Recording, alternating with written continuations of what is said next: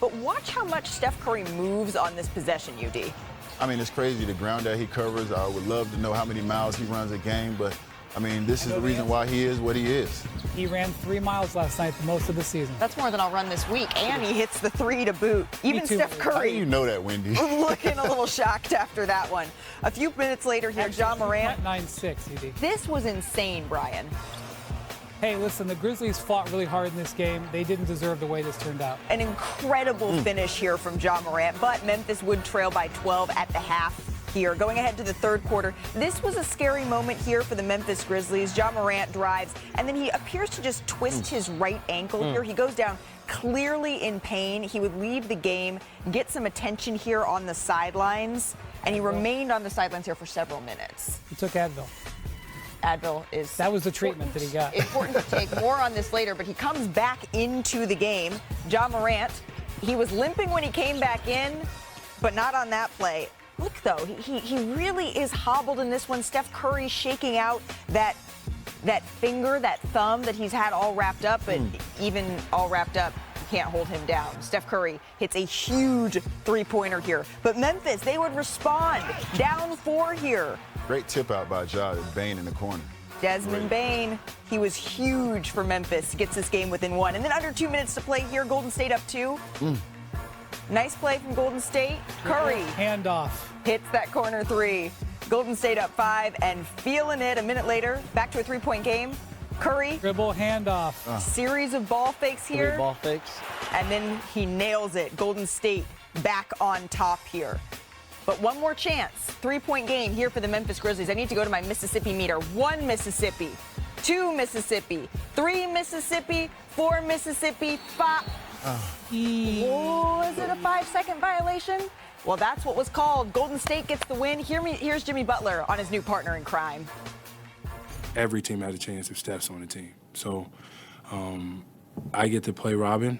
That's my Batman, and I don't know who else is. We got all the villains over there, Two-Face and Joker and Riddler, everybody else in the Western Conference. But we got a lot of games to win. He's been here before. He understands the nerves and the adrenaline and the expectations, and none of that rattles him. You can tell he's a dog and a winner and loves these type of environments, and it brings the best out of him. What does the nickname Playoff Jimmy mean to you, though? Yeah, he's different. He's different. Oh, just how different. What does it mean when the Warriors decide to add some firepower and get Jimmy Butler in the lineup?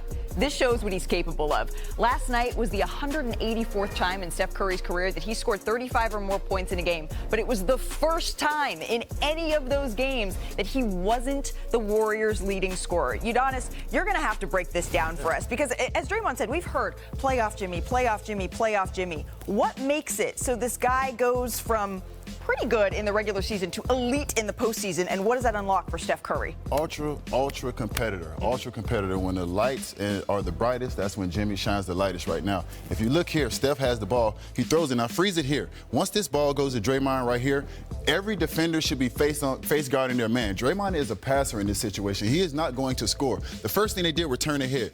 Jimmy is an underrated cutter. I think he doesn't get enough credit for the way he cuts to the basketball. He sees plays and he's ahead of those plays. Now you get back. We talk about Jimmy. I love that they freeze it here. They set Steph to set the pick and roll, so they know his man is not going to hedge off him. That means Jimmy's going to get 2 feet in the paint. This is when Jimmy feels the most comfortable, but Jimmy is a pass-first guy. He finds Draymond. This is the symbiotic relationship that they've had for years. Steph coming off that pitch. We've seen that over and over. Game time. You know what it is. Chef Curry does what he does best. These guys, I've never seen 2 guys that have not played together seem like they've played together forever. Right. They've literally just really built the relationship and fast-tracked it to see that they've, like, he's been there the whole time. So right. I love what they've been able to do offensively. They have a hell of a stretch against a good defensive team, but I think they can put some points on the board if these 2 guys can play at that level. And that's why Draymond Green is saying, okay, now welcome to the Warriors Invitational here. But you need a little bit of experience as a group, getting through it, going through the mud in order to get to the mountaintop. This team, they have played in pressure-packed moments since acquiring Jimmy Butler at the trade deadline. But Steve Kerr, he spoke about their upcoming first-round matchup against the Rockets last night. It starts on Sunday. Let's take a listen together.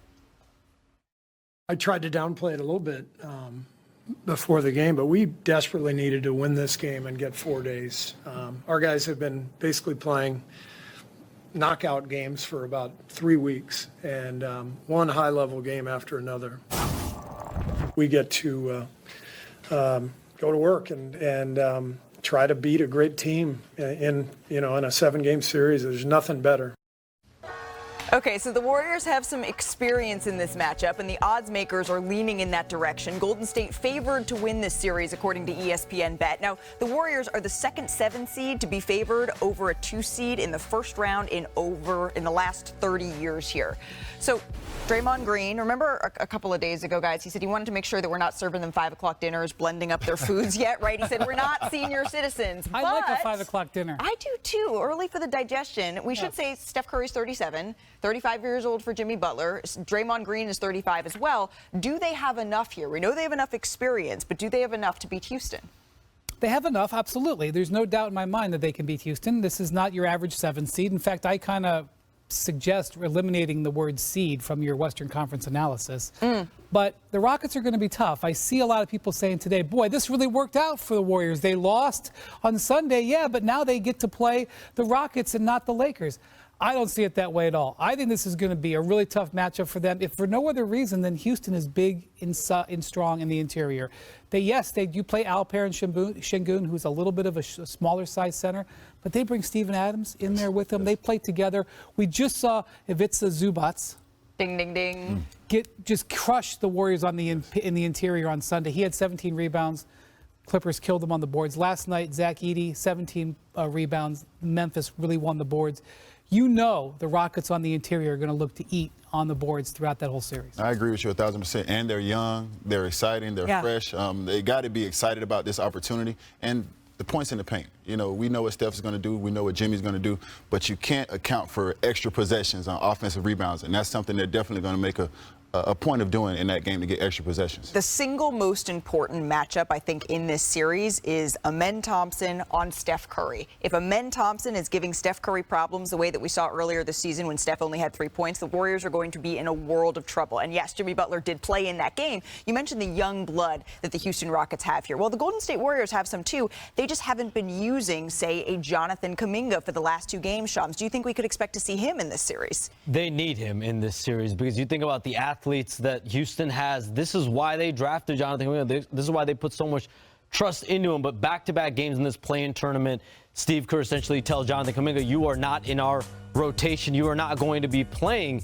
And this is something that Jonathan Kuminga has been really immune to over the course of his career.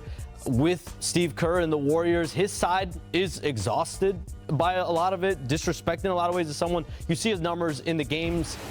Before his injury, he averaged 21 points per game. He's a supreme athlete, supreme talent, and now he's coming off a few months of an ankle injury, and they have